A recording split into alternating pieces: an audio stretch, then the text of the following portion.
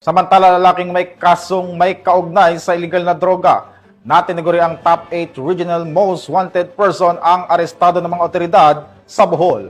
Patroluman Judith Nicanor sa report.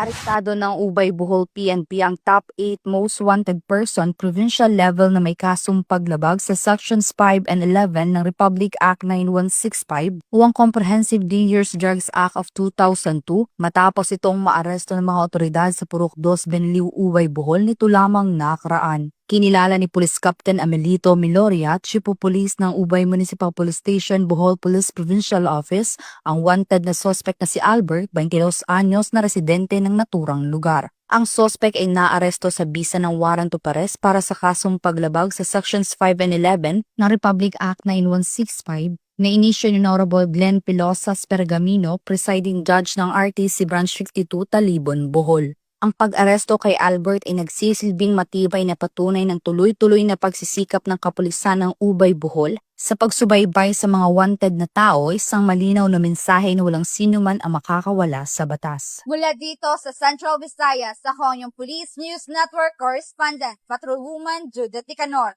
alagad ng batas, tagataguyod ng Balitang Pulis.